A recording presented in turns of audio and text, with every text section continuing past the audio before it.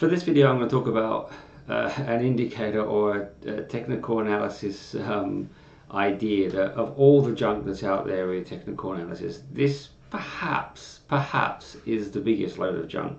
And I'll put that question out there: is this the biggest load of junk? And I'm going to talk about gap theory, the idea about markets want to close gaps. So it may be hard for modern traders to understand, but when I started trading, and my first number of years as a trader were always market makers of different products, market maker of Japanese warrants, market maker of options, and so all my initial experience was of being a market maker. I had no idea of what this gap theory was. Okay, like many people that learned in my time and learned as a market maker, we learned how to trade from watching the markets and watching how people responded, and we didn't really look for patterns. We just looked for edge, and as I've said many times, there's no edge in patterns. So I first heard about gap theory actually from a broker, which is not surprising, someone from the sell side.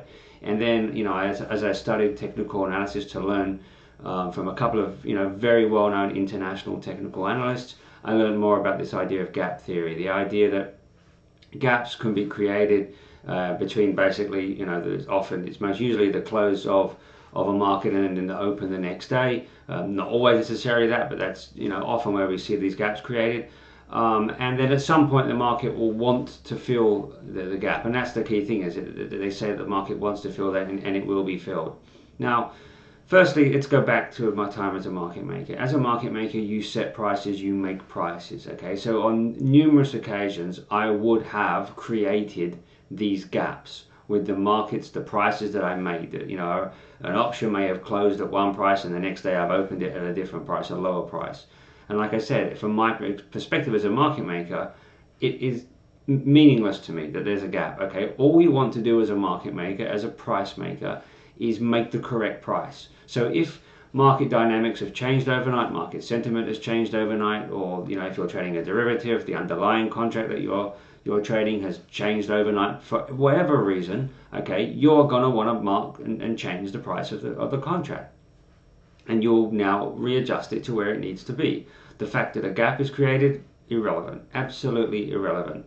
Do I think the market will want to retrace that? I'm not interested in that.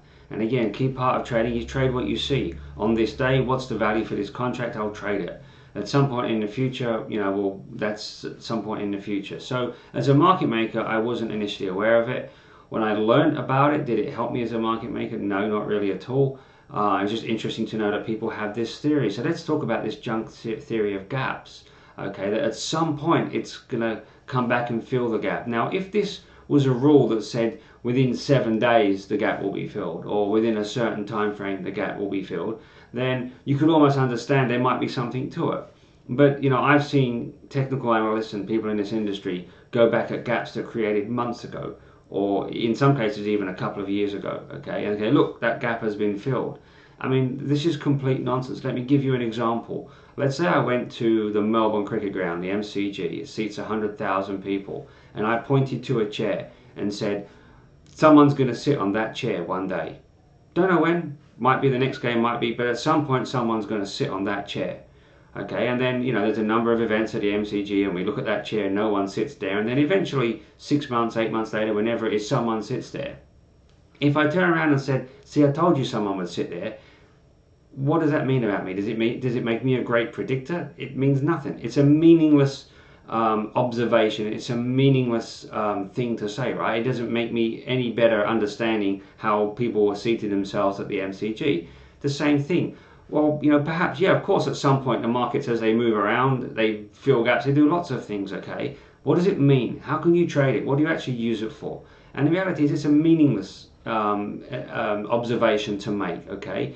Sure, if enough people are using it, then the theory is that as it gets close and there is a gap, that the market may want to, that's what they say, we want to close it as more people pile in. But realistically, let's say you're trading a derivative, a futures contract, something like that, the underlying contract has to be moving that way as well, in order for your futures contract or your derivative to move there, right? Because you're trading a derivative.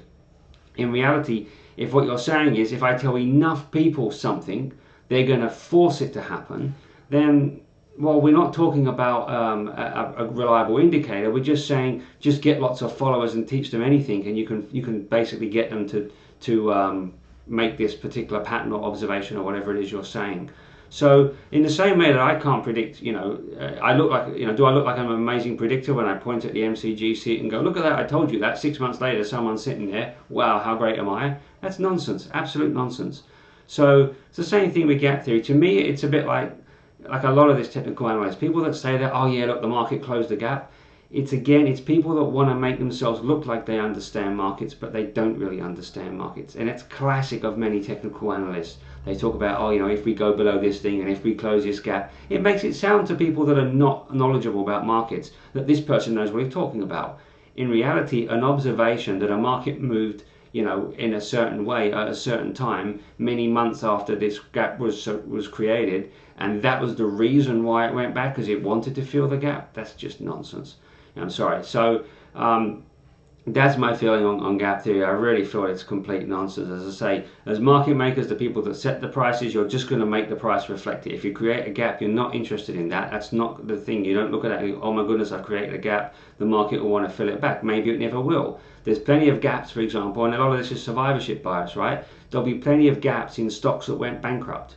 As a stock gap down, gap down, gap down, went bankrupt. Of course, survivorship bias means you can't backtest. They don't turn up on backtesting, right? Because the company doesn't exist anymore. So there'll be, tens of thousands of observations of gaps that were never filled because these stocks just gapped down as they were going under, and that was it. Okay, but of course, survivorship bias means we don't see that. So these people will say things like, oh, they think that gap theory has relevance, that it's useful, that it's reliable. Well, a bit like me pointing at the seat in the MCG. Is that reliable? Of course someday someone's going to sit in that seat. Does that make it a reliable observation? Of course not. It's absolute nonsense. So there's my views on gap theory.